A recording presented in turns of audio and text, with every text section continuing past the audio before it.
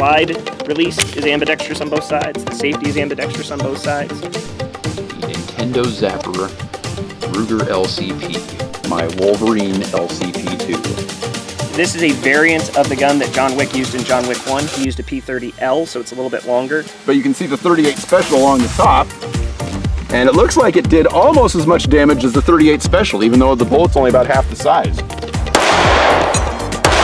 Shoot her! Yes! For science.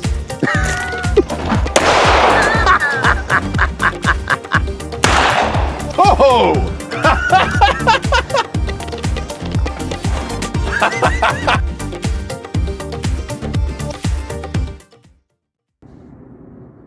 Alright guys, just wanted to give you an update on the second property this morning. County is really coming down on me hard with this building. I've spent a lot of time dealing with them, filling out paperwork, spending time on the phone, when I could be out here building stuff. So here's where we're at currently. This building's either got to come down, which I don't have the tools or the ability to do. It's too big, and I don't have the means to do it. Everybody who's shown interest in buying it so far is scared that the same thing is going to happen to them that's happened to me. So the county has basically scared away anybody who would be interested in buying this building. So I've basically got one option. I have to build a dwelling inside of this thing.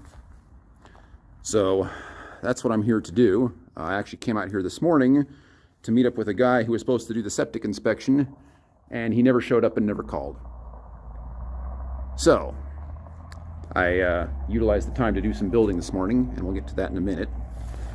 But here's my plan for the time being. Since this thing is on a incline, my plan is to build the dwelling right here in this corner. These studs are 12 feet apart. So my plan is to make this probably a 12 by 16 space and just use the beams that are already here. Obviously these are way further apart than 16 inches. So we're going to have to build some beams in between them if I want to utilize these walls. So yeah, one wall along here, one wall along here. I won't have to build a ceiling, so that's nice. Put a wall right here. And then another wall 16 feet down this way. So it'll be a 12 by 16 dwelling. It is going to have a full bathroom in order for the county to be happy with it, which means a shower and the whole shebang, which means we're also going to need running water, septic, and electricity out here. I haven't decided on the electricity yet. I'm either going to take it from the line that's down there at the very end of the property and just run it up the hill up here along the side and do that, or I'm going to go solar, whichever is the cheapest. So that being said, I'm hoping that I can put a water tank right here, because I really don't want to dig a well. And if I put it here, that means it'll already be on an incline, which means the water should be able to run this way very, very easily. Not sure how big the water tank's going to need to be yet. Got to talk to the county about that. I'm thinking 500 gallons or so. Have that run into the house here with a water pump. And then the septic line, I believe the septic has to be 75 feet from the dwelling, if I remember correctly. Which means we're going to be running the line down this hill, which will be perfect because it's on an incline. So the septic can just go right down here.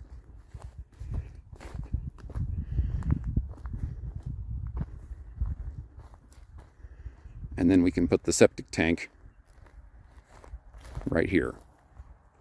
Now I'm a little bit worried because I think it's supposed to be 75 feet. This thing is 50. Which means this might not be far enough. And we certainly can't put it down there. So it might have to go over this way and come in at an angle. If we do that, I'm not quite sure how that's going to work. Supposed to talk to the septic guy about that today, but obviously that didn't work out. Anyway, that's pretty much where we're at with the building. It's been very, very frustrating. I honestly wish that I never would have put this thing in. It's getting close to winter time. We're in the middle of October right now. It's going to start raining. And this would be perfect for sword fighting. So I'm hoping we can at least utilize it for one winter before something bad happens. So I guess we'll see. The fate of this whole thing is still up in the air. All right, on to the airsoft field. I didn't get nearly as much work done on the field today as I was hoping for, because my main structure over here in the corner blew down. So I had to repair it. Basically, this front wall is too big, and it's basically acting as a sail. So I might have to cut it in half if this doesn't work. I put some extra pallets here on the side to add some weight. And I reinforced this one and added more weight over here too. So it's way sturdier than it was. I'm a little bit concerned that this won't be enough.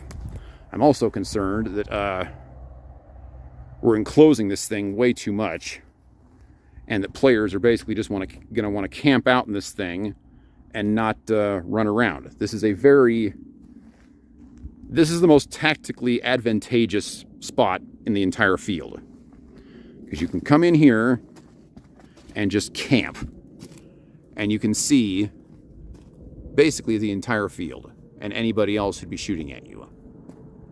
So there's not a whole lot of incentive to leave this location. So we might have to put something like a capture the flag type thing, or something to incentivize players to attack the other side. Otherwise, they're just going to sit here and just snipe people for the whole game. My plan was to leave this part vacant so that it could be attacked from this side. Now I'm not so sure if that's going to be able to happen, because I might even have to make this part bigger, or like I said, cut it in half. So cutting it in half would majorly compromise the integrity, and I'm not really sure I want to do that. So what I'm thinking I'm going to do is just build a couple more structures over in this area, enlarge the field a little bit, which, you know, we were going to do sooner or later anyway, and then we'd be able to have players attack this thing from the rear, which would get people out of there. The only other thing I managed to do today before all my power tools died, I was able to get a little bit more work put into this structure. This is the one that I wanted to finish before we started playing down here. I was able to board up the entire section that I built before, but I wasn't able to finish the top before all the tools died. However, it can be used at this point. There's enough boards on it now that it does provide cover. It's just small, but that was kind of the plan. I don't want a whole lot of stuff over here because, you know, I don't really want a whole bunch of BBs flying towards the road. Another thing I want to mention real quick, we are going to have some kind of FPS limit on the guns. I don't know what that's going to be yet. Indoor arenas, the limit is 350. However, based on my outdoor experience with Airsoft so far, 350 doesn't work very well when you're playing outdoors. It just doesn't have enough oomph. Now, Garrett suggested that I get some heavier BBs, which did work very, very well. So maybe we'll go with, I think, 350 FPS and 0.24. I think they're 0.24 gram BBs instead of the 0.2 that the indoor arena uses. So they've got a little bit more pep in them. But the bottom line is, by the time the BBs get to the road, they need to be harmless. There are some cars that drive by here periodically. If one of the BBs hits the car, I don't want it to scratch the paint, chip the windshield, anything. Now, I don't think we're going to need to worry about that, because we actually had a car parked in the indoor arena and people were spraying it with BBs all the time. Never busted the paint, never cracked the glass, nothing. But at some point, we're going to have to test that. And we're probably going to test it on my car. Because, you know, I'm the one that came up with this thing. So for right now, I'm thinking 350 FPS and the 0.24 gram BBs. We're going to have to play with that a little bit. I'm probably going to bring my BB gun out here, or my Airsoft gun out here the next time I come out. And just shoot the car from here and see what happens. And then we'll just kind of decide what the limitations need to be so that we can have a safe and happy gaming experience out here. Anyway, everything else is exactly the same as it was. I'd like to add a few more things, but I just haven't had the time. And I'm also running out of materials. I'm going to need to go and get some more pallets and some things like that because I'm running out of stuff to use. So anyway, that's where we're at with the Airsoft field for the moment. All right, so we're down at the bottom section of the property. Here's the power lines. So if I wanted power, I'd have to run that all the way up the hill up there, up the side of that cliff and out of sight. So I'm guessing solar power is going to be cheaper, but we'll see. Update on the shooting course. Not much here. We've got two little 3-inch gongs on shepherd's hooks. And then some smaller targets right there. And I brought down a couple of barrels so that we've got stuff to put our guns, ammo, cleaning supplies, whatever, on. I've also managed to remove a couple of the big rocks in this area. Gonna try and make this a little bit more rock free in this area so that we can do some running, because this whole bottom section here I want to turn into a John Wick shooting range.